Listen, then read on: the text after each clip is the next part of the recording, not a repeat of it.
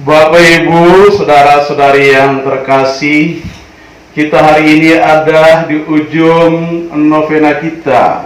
Novena hari yang ke-9, hari yang terakhir. Kita telah bersama-sama merenungkan tentang kehadiran Roh Kudus dalam kehidupan kita. Dan malam hari ini kita merenungkan lagi Roh Kudus yang hidup dalam gereja. Saudara terkasih, pertama sekali Roh itu, Roh Kudus adalah Roh pemimpin hidup kita.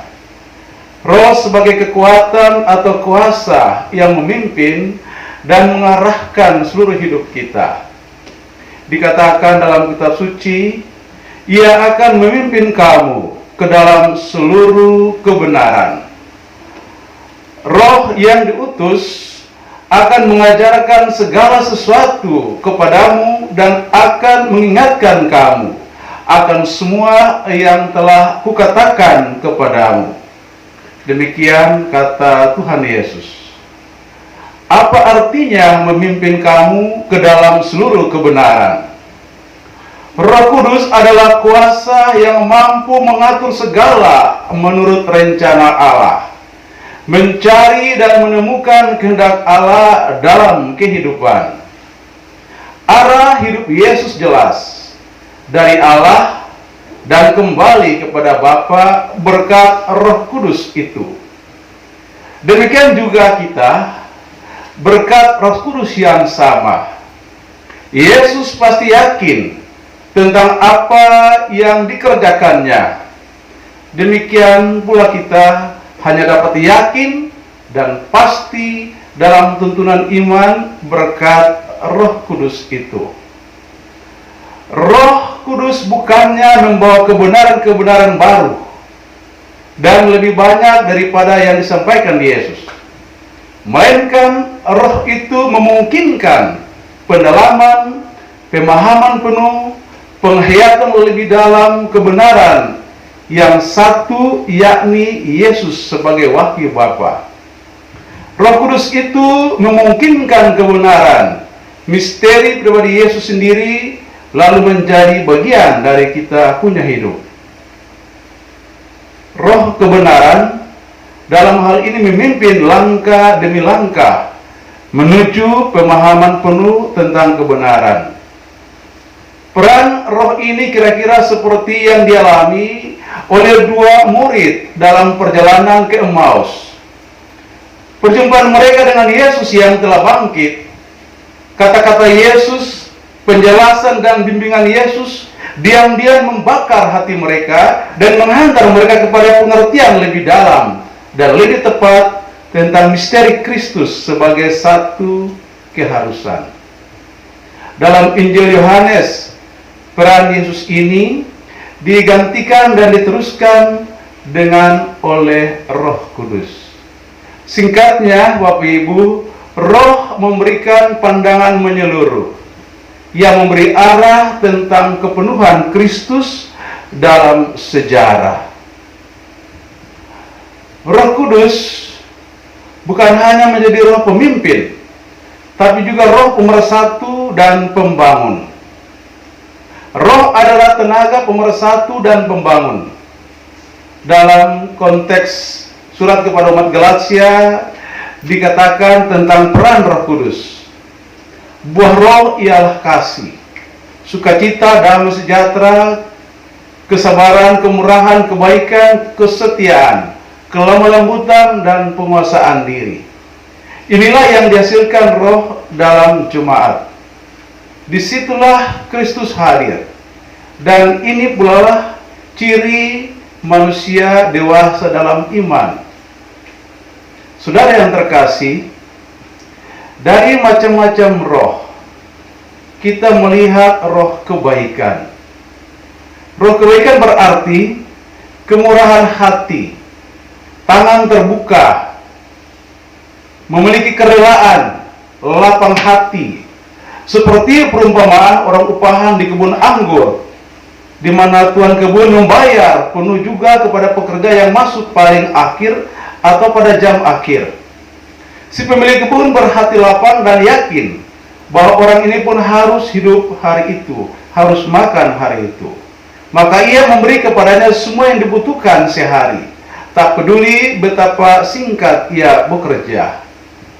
Atau seperti halnya seorang Samaria yang baik hati, sesudah mengurus yang luka, ia masih rela melengkapinya agar dia tidak berkekurangan. Saudara terkasih, satu tindak nyata berbuat melewati batas kewajiban. Itulah roh kebaikan. Buah roh ialah kelemah lembutan. Adalah sikap menyambut yang terungkap dalam tutur sapa yang jujur terhadap orang lain. Kemampuan menerima, ramah dalam berbicara, mampu berbuat terobosan dalam jalan yang buntu. Seperti Yesus terhadap Sakeus, menantang situasinya dengan memanggilnya, mengambil prakarsa untuk berdialog. Roh juga adalah roh pembaharu. Roh Kudus dalam gereja adalah kuasa pembaharu. Roh Kudus tak henti-hentinya membaharui dan mampu menemukan pemecahan yang sangat sederhana untuk situasi yang sulit dan berbelit. Contoh jelas dari Paus Yohanes yang ke-23. Pada mulanya dia dianggap sebagai paus peralihan yang tak berarti, paus yang sangat sederhana, baik daya nalar maupun penampilannya sederhana. Tokoh sederhana ini ternyata menjadi tokoh pembaharu. Dia membawa angin segar dalam gereja yang tak pernah terpikirkan oleh semua orang, yaitu dimulainya Konsili Vatikan II. Dia contoh terbaik dan ungkapan roh yang sederhana dalam kuasa, tetapi mampu membuat dan membaharui segala hal. Roh Kudus juga adalah roh penghibur. Ia selalu mendampingi dalam cobaan. Roh yang akan diutus adalah roh penghibur. Banyak tantangan dunia terhadap iman orang Kristen. Yesus telah meramalkan hal ini. Dia katakan, sesungguhnya kamu akan menangis dan meratap, tetapi dunia akan bergembira. Disinilah peran roh penghibur. Dia pembela melawan situasi yang sulit. Dia menghibur orang-orang Kristen. Dia terus-menerus menyadarkan mereka akan arti rencana Allah. Saudara terkasih, dalam Injil Yohanes dikatakan, janganlah gelisah hatimu. Yesus yang menasihati demikian pernah mengalami kegelisahan. Yesus gelisah saat membayangkan saat gelap hidupnya, yakni penderitaan yang akan menimpa dirinya. Dia katakan, sekarang jiwaku terharu. Yesus terharu berhadapan dengan pengkhianatan Yudas.